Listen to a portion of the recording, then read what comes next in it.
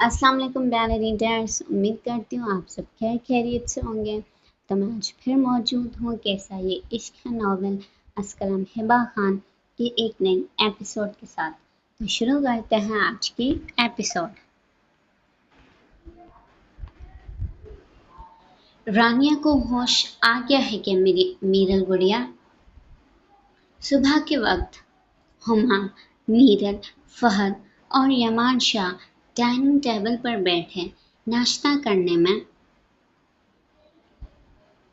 मशरूफ नजर आ रहे थे, तो साथ ही यमान शाह ने मीरल की तरफ देखते हुए कहा था, पता नहीं भैया, मैं तो रात में अपने कमरे में चली गई थी। और क्या आप रात भर घर नहीं थे? मीरल ने हैरान होते यमान शाह से पूछा था। नहीं, मैं किसी काम के सिलसिले में बाहर गया था और फिर मैं ऑफिस की तरफ ही चला गया था। बस अभी थोड़ी देर पहले ही वापस आया हूँ। यमान शाह उसे ये ना बता सका कि वो रानिया की वजह से रात घर वापस नहीं आया था, क्योंकि वो उसके रूम में थी और अभी उसका रानिया पर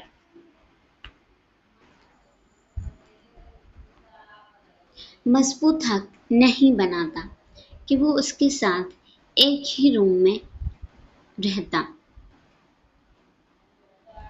वो अभी छोटी थी, इन चीज़ों की समझ उसे नहीं थी, लेकिन यमान शाह एक समझ बूझ रखने वाला मर्द था।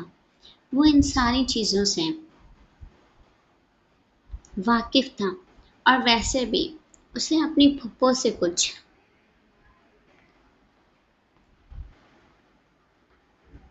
अच्छी वाइब्स नहीं आ रही थी। ठीक है भैया, मैं नाश्ता करने के बाद उन्हें देख लूंगी। मीरल अपने भाई की तरफ देखते हुए मुस्कुराकर बोली।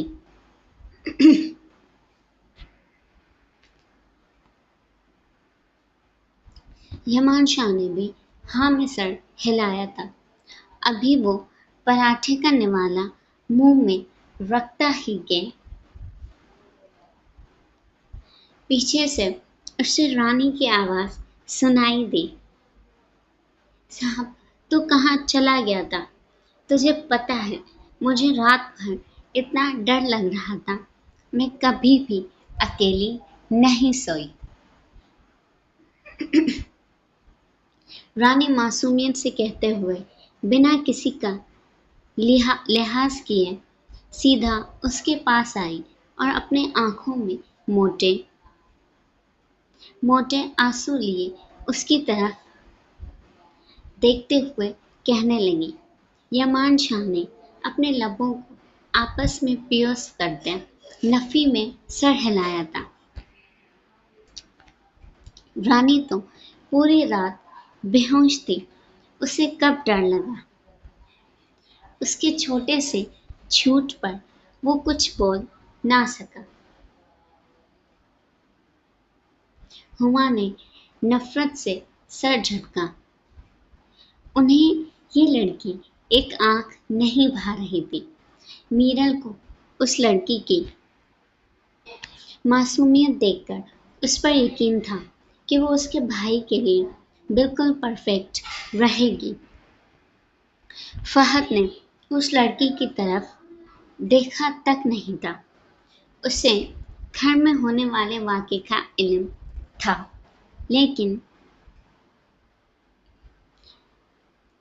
रानी की आवाज़ सुनते उसे पता चल गया था वो लड़की काफ़ी छोटी है और वैसे भी उसे और लड़कियों में इंटरेस्ट नहीं था, इसलिए उसने किसी से उसके बाबत पूछने की ज़हमत भी नहीं की।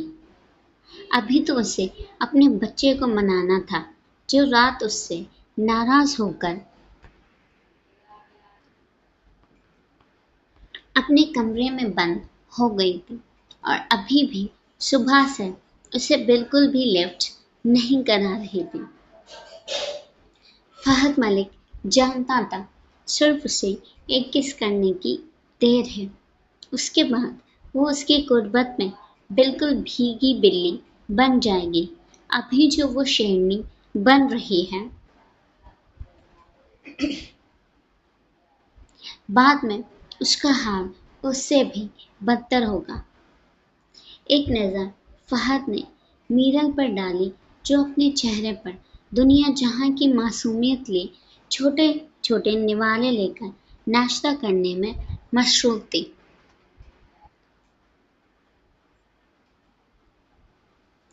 فہد نے اس کی معصومیت کو دیکھتے ہوئے اپنے دل کا دھڑکنا بخوبی محسوس کیا تھا۔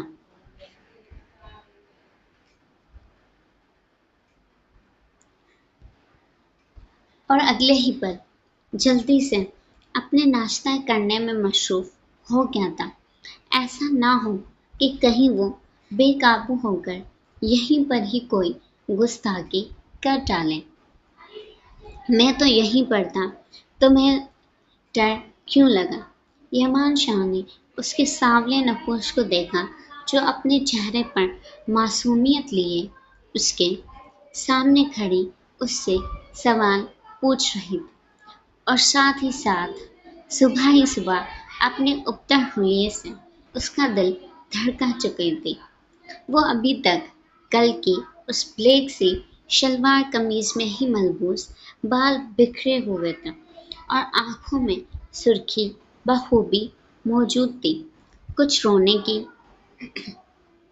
وجہ سے اور کچھ شاید نیند نہ پوری ہونے کی وجہ سے اس کی آنکھیں سرخ ہو رہی تھیں، ساتھ ہی ساتھ اس کی چھوٹی سی سانولی ناک بھی سرخ ہو رہی تھی۔ جا کر جلدی سے منہ ہاتھ دھو کر آؤ اور ناشتہ کرو، تمہیں بھوک لگ رہی ہوگی۔ بات کو پلٹتے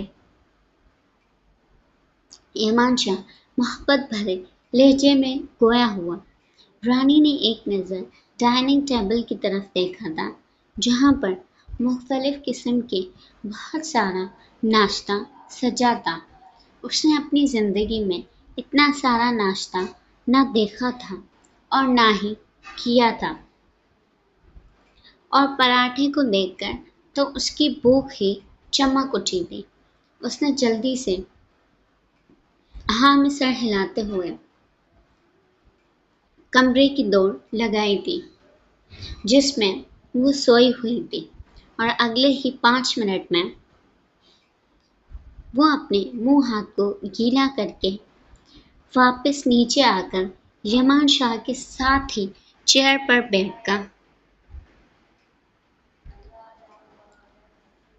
بیٹھ گئی تھی۔ یمان شاہ نے اس کے پلیٹ میں پراٹھا رکھا اور ساتھ ہی انڈا بھی رکھا، اور رانی اسے کھانے میں مصروف ہو چکی تھی۔ وہ بہت جلدی کھانے میں مصروف تھی اور کسی کی طرف بھی سر اٹھا کر نہیں دیکھ رہی تھی۔ اتنا لذیذ ناشتہ وہ پیٹ بھر کر پہلی بار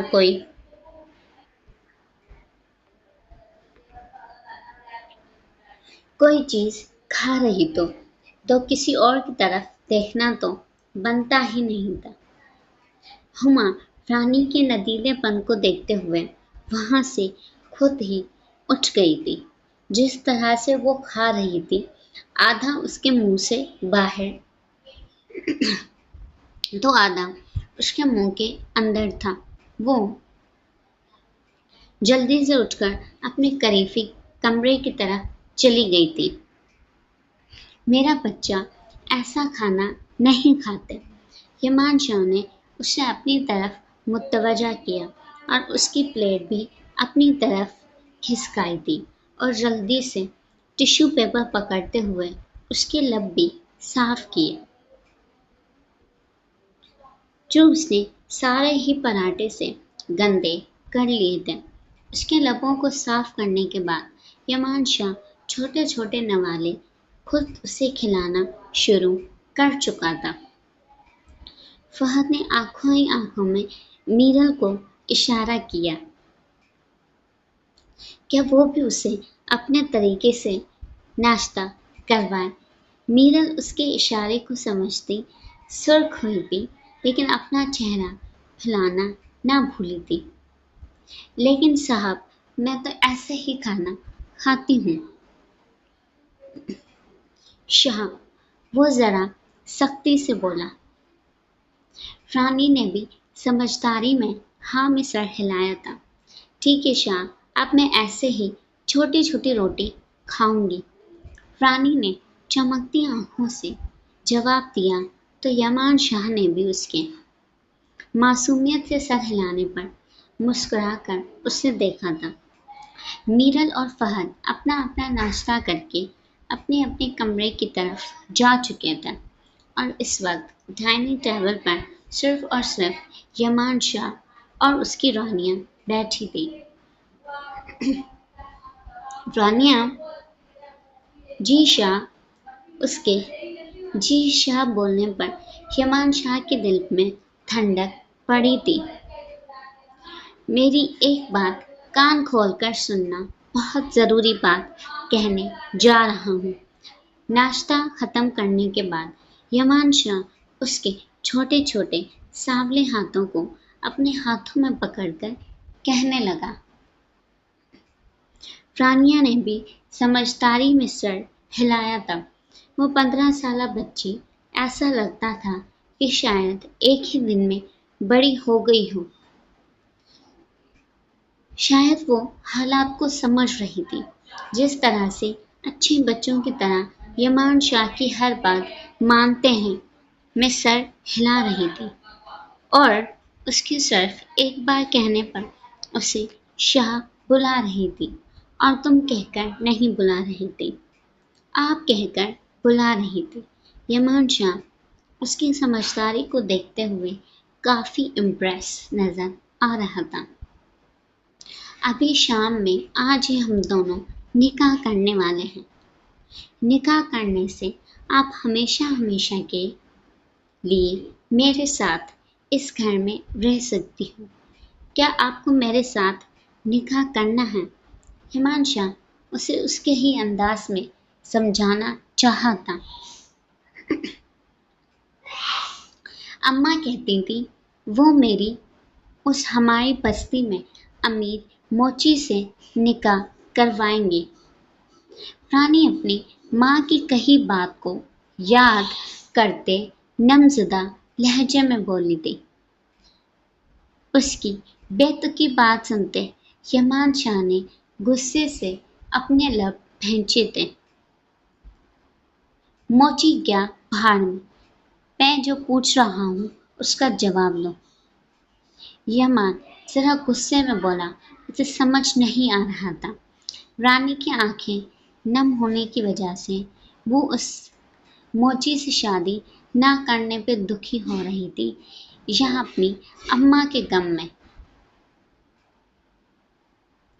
ہاں شاہ، میں آپ سے نکاح کروں گی، میں آپ کے ساتھ رہنا چاہتی ہوں۔ اماں بھی مجھے چھوڑ کر چلی گئی ہیں، کوئی بھی تو نہیں ہے میرا اب اس دنیا میں۔ رانیہ نے اپنے ماں کے ذکر کرتے ہوئے آنکھوں میں آنسو جمع کرتے ہوئے کہا تھا، تو یمان شاہ کا ہاتھ بے خودی میں اس کے چہرے کی طرف بڑھا اور اس کے آنسو صاف کیے تھے۔ تمہیں پریشان ہونے کی ضرورت نہیں ہے، میں ہوں نا تمہارے ساتھ۔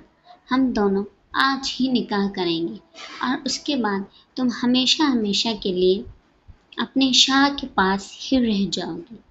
ٹھیک ہے شاہ، میں کروں گی تجھ سے نکاح۔ تجھ سے نہیں، آپ سے، اسے گھورتے ہوئے ٹوکا تھا۔ شاہ، میں آپ سے نکاح کروں گی، اب کی بار وہ آپ بولی۔ تم کمرے میں جاؤ، سب کچھ خود ہی کر لوں گا۔ رانی نے بھی ہاں میں سر ہلایا، اور جانے سے پہلے اس نے ڈائننگ ٹیبل پر پڑے سیب کو اٹھا کر اپنے کمرے میں لے کر بھاگ گئی تھی۔